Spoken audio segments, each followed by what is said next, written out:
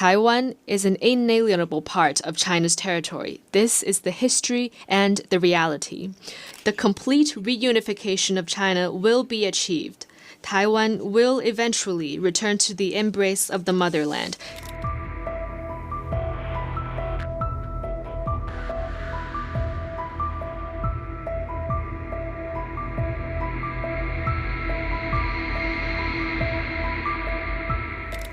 Mr. President, Taiwan is an inalienable part of China's territory. This is the history and the reality.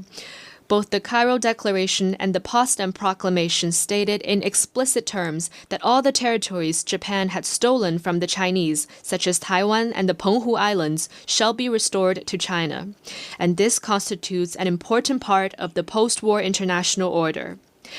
Right here in this august hall, 53 years ago, the 26th session of the UN General Assembly adopted Resolution 2758 with an overwhelming majority, deciding to restore all the rights of the People's Republic of China at the UN, to recognize the representatives of the government of the People's Republic of China as the only legitimate representatives of China to the UN, and to expel the representatives of the Taiwan region from the UN and all the organizations related to it. Once and for all, the resolution resolved the issue of the representation of the whole of China, including Taiwan, in the UN. It made clear that there is no such thing as two Chinas, or one China, one Taiwan. On this matter of principle, there is no gray zone or room for ambiguity. The complete reunification of China will be achieved. Taiwan will eventually return to the embrace of the motherland. This is the overwhelming trend of history that no one and no force can stop. Mr. President, in a few days' time, the People's Republic of China will celebrate the 75th anniversary of its founding. Over the past 75 years, no matter how the world changes, China's dedication has not changed. It is dedicated to pursuing happiness for the Chinese people and the rejuvenation of the Chinese nation. It is also dedicated to human progress and world harmony.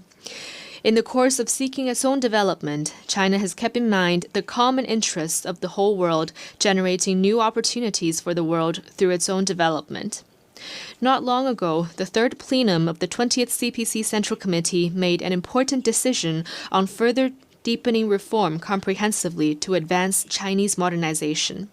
It will set in motion a new journey where China joins hands with the world in common development and progress.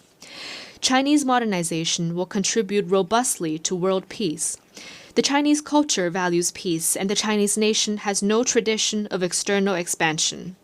China, once a victim of foreign power bullying, knows full well the value of peace and the hard-won gains of development.